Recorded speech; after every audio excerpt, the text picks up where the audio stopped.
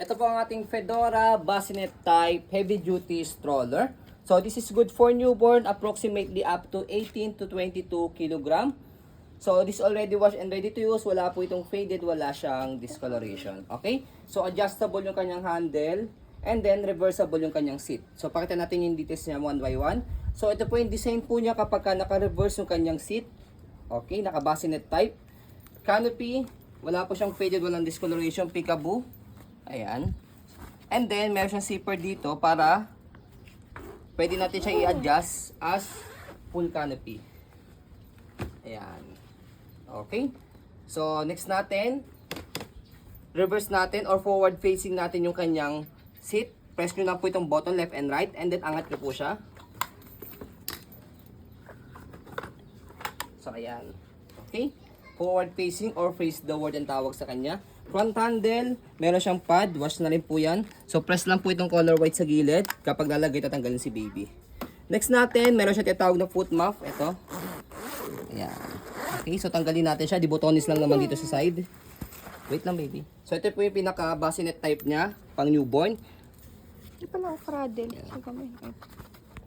Next natin yung kanyang harness pad, belt lock, wala po siyang putol, safe na safe si baby. Press natin yan. Ayan. Okay. Stock model ang cradle. Okay. So next natin is yung kanyang sitting position or toddler seat. Okay? So sa pag-adjust sa toddler seat niya, dito sa ilalim muna, meron siyang kinoconnect ditong lock. Ito. Isa. Tapos sa gilid. Dalawa. Okay? Tapos sa likod. Yan. So, pag inupo niyo po siya, press niyo po ito, slide up, tapos pataas. Pwede siya semi-reclined, pwedeng pinaka-upong-upo niya. So, Semi-recline pag nakaganyan.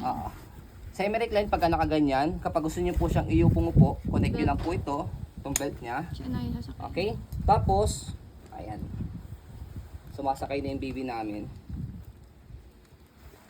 So, ayan siya. Kasya ka pa. So, yung baby namin is 4 years old, turning 5 years old this December, 14 to 15 kilogram. And then, itong kanyang leg rest, adjustable pa rin po ito. Ayan. Pwede siyang itaas.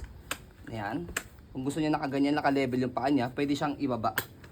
Para yung footrest niya, kapag medyo maliit pa si baby, pwede dito. Pagka mahaba-haba na, pwede dito sa pinaka-footrest niya mismo. O, diba? Ayan. Tapos, kapag malaki na si baby, sobrang laki na talaga niya, pero kaya pa po siya rito, etong pinaka-canopy niya, pwedeng tanggalin po ito. Actually, kahit hindi niya natanggalin, pwedeng ganyan na lang siya.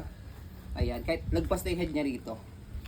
Heavy duty po naman po ito hanggang 22 kg. Baka nga po pwede pang 25 kg kasi big wheels naman po siya. Ito yung gulong niya sa harapan.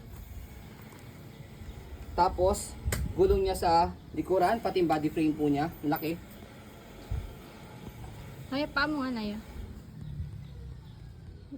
Okay. Tapos sa likuran, stopper. Ayan. Tapos, basket.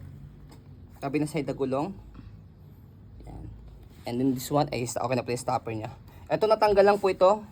So, tatayin na lang namin. Di naman big deal po yan. Tapos sa kabilang side, ito yung kanyang gulong, pati yung kabilang body frame. So, this is pretty laba. Expect minimal scratch. So, as a maselang seller, pwede rin po ito sa maselang mga buyers. Kasi, may mga nagtatanong sa aming mga mommies kung meron daw po bang scratch yung mga stroller. Yes po, actually meron po siya dahil pre-lab po siya. Dahil kung wala pong scratch, automatically po, brand new po yun. Okay po, to be clear lang po. Next natin yung kanyang handle, ayan, maganda. Ito, wala siyang tear tam. Ay, hindi, meron siyang tear dito. Sa part ito, para siyang nahiwang kutsilyo. Pero not big deal kasi meron siyang accessories. Fedora din po yung brand po niya. Na bag, ayan. Lagay ng any items po ni baby dito. Kahit cellphone po pwede siya. Ayan. Okay, tapos adjustable yung kanyang handle. Press lang po dito sa button. Kahit pang 6 footer, maganda nga ito eh. Mataas po siya. So bago natin siya i-fold, stroll muna natin to make it sure na wala siyang problem sa kanyang mechanism. Ayan, smooth.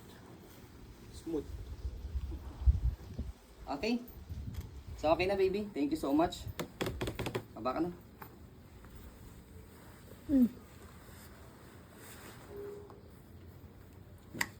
Yung tahi. Okay na. Okay?